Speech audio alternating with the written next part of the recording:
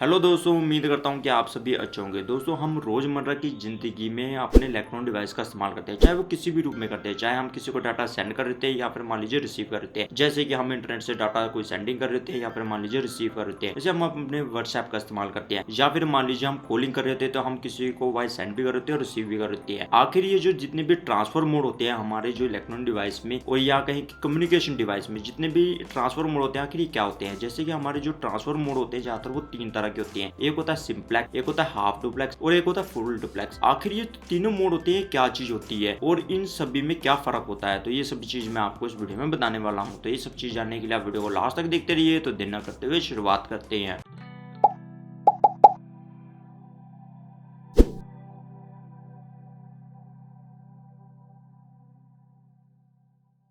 दोस्तों, सबसे पहले हम बात करते हैं आखिर जो ट्रांसफर मोड होता है हमारे कोई भी इलेक्ट्रॉनिक डिवाइस में क्या चीज होता है। दोस्तों, ट्रांसफर मोड का मतलब ये है कि मान लीजिए कोई भी हमारे दो डिवाइस है, इनके बीच में जो कम्युनिकेशन हो रहा है, मतलब दोनों डिवाइसों के बीच में जो मतलब डाटा सेंड और रिसीव हो रहा है, उसको हम ट्रांसफर मोड बोलते हैं। ट्रांसफर मोड से मतलब मेरा ये है कि जो डिवाइस इसमें और इस डिवाइस में जितना भी ट्रांसफर हो रहा है, मतलब डाटा सेंड या रिसीव हो रहा है, उसका जो ट्रांसफरिंग मोड है कौन सा है। जैसे कि मैंने आपको बताया जो ट्रांसफर मोड होते हैं वो डिफरेंट डिफरेंट तरह के होते हैं। जैसे मैंने बताया कि एक होता है सिंप्लेक्स, फिर दूसरा होता है हाफ डुप्लेक्स, फिर तीसरा होता है फुल डुप्लेक्स। मतलब ये 3 तरह के जो ट्रांसफर मोड होते हैं। अब हम जानते हैं कि कौन सा ट्रांसफर मोड किस चीज के लिए होता है। जैसे सबसे पहले हम बात करते हैं सिंप्लेक्स मोड के बारे में। जो सिंप्लेक्स ट्रांसफर मोड होता है उसमें क्या होता है दोस्तों, मान लीजिए हमारा कोई ये जो है डिवाइस ए है और ये बी है। इसमें क्या हो रहा है कि हमारे जो डिवाइस में जो दोनों डिवाइसों के बीच में कम्युनिकेशन डाटा हो रहा है, मतलब वो क्या होता है कि सिर्फ एक ही डायरेक्शन में होता है। मतलब सिर्फ डाटा हमारा एक ही डायरेक्शन में जा सकता है। जैसे मान लीजिए जो हमारे डिवाइस ए है और ये बी है, सिर्फ क्या हो सकता है, जो डिवाइस ए है बी को सिर्फ डाटा जो सेंड कर सकता है। इसका एग्जांपल आप ऐसे लग सकते हैं जैसे हमारा रेडियो में क्या होता है, हमारा जो सैटेलाइट से सिग्नल आ रहा होता है और सिर्फ जो हमारा रेडियो होता है उसे रिसीविंग करता है, फिर हमें वो वॉइस सुनाता है। और उससे बाद दूसरा इसका एग्जांपल आप ऐसे ले सकते हैं जैसे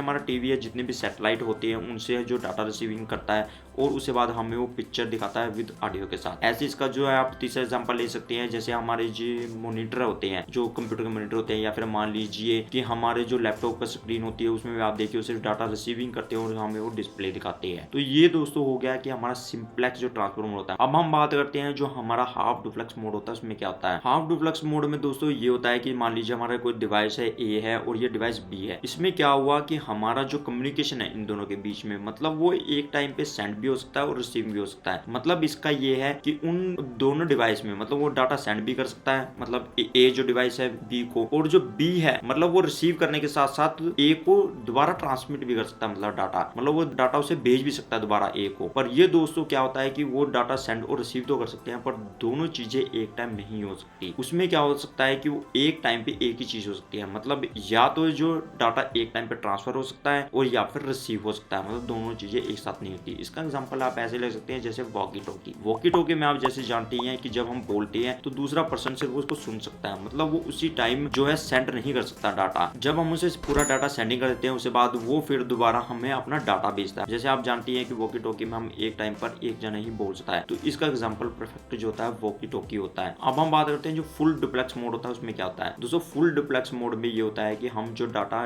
एक टाइम पे रिसीव भी कर सकते हैं और सेंड भी कर सकते हैं, मतलब उसमें दोनों चीजें लगातार चल सकती है। मतलब एक टाइम पे हम डाटा सेंड भी कर सकते हैं, मतलब जैसे मान लीजिए कोई डिवाइस बी है उसको, और साथ में बी डिवाइस से जो हम डाटा रिसीव भी कर सकते हैं अपने ए डिवाइस में, मतलब दोनों चीजें सेम टाइम पर होती हैं। तो ये होता है फुल डुप्लेक्स। फुल डुप्लेक्स का आप ऐसे ले सकते हैं जैसे कि हमारा टेलीफोन में आप देखिए, चाहे लैंडलाइन हो चाहे मोबाइल हो, उसमें हम एक साथ बोलते भी है और सुन भी सकते हैं। मतलब उसमें ये नहीं होता कि पहले हम उसकी बात सुनेंगे फिर दोबारा हमें अपनी बात कहनी पड़ेगी, मतलब हम दोनों चीजें एक साथ कर सकते हैं, सुन भी सकते हैं और उसी टाइम बोल भी सकते हैं। ऐसे ही फुल डुप्लेक्स का एग्जांपल आप ऐसे ले सकते हैं जैसे हमारा ब्रॉडबैंड कनेक्शन होता है। ब्रॉडबैंड कनेक्शन में भी आप देख सकते हैं उसमें दो जो वायर होती है उसमें क्या होता है कि हमारा जो एक में डाटा सेंड होता है एक में रिसीविंग होता है, मतलब दोनों चीजें हमारी एक साथ होती है। आपने उसकी प्रॉपर्टीज में भी देखा होगा, उसमें लिखा होता है हाफ डुप्लेक्स, फुल डुप्लेक्स, और हम फुल डुप्लेक्स पे सेटिंग करते हैं उसकी। मतलब आपने कोई इलेक्ट्रॉनिक डिवाइस हो उनमें भी उनकी प्रॉपर्टीज में जाकर देखा होगा, वहां पे लिखा भी होता है हाफ डुप्लेक्स आपको मोड में इस्तेमाल करना है, फुल डुप्लेक्स में। फुल डुप्लेक्स का यही मतलब होता है कि हम जो किसी भी दो डिवाइस में मतलब एक साथ डाटा सेंड भी कर सकते हैं और रिसीव भी कर सकते हैं। मतलब ये नहीं होता कि हाफ डुप्लेक्स की तरह हमें पहले एक से डाटा सेंड करना पड़ेगा फिर हमें रिसीविंग करना पड़ेगा। तो दोस्तों ये जो हमारे डिफरेंट डिफरेंट तरह के ट्रांसफर मोड होते हैं जो हमारे कोई भी इलेक्ट्रॉनिक डिवाइस है जब कम्युनिकेशन होता है उसमें इस्तेमाल किए जाते हैं। तो दोस्तों उम्मीद करता हूँ आपको पता चल चुका होगा जितने भी हमारे ट्रांसफर मोड होते हैं, जैसे डुप्लेक्स, हाफ डुप्लेक्स और फुल डुप्लेक्स, इनका क्या मतलब होता है। अगर दोस्तों आपको वीडियो अच्छी लगी है तो इसे लाइक कीजिए, शेयर कीजिए और कमेंट कीजिए।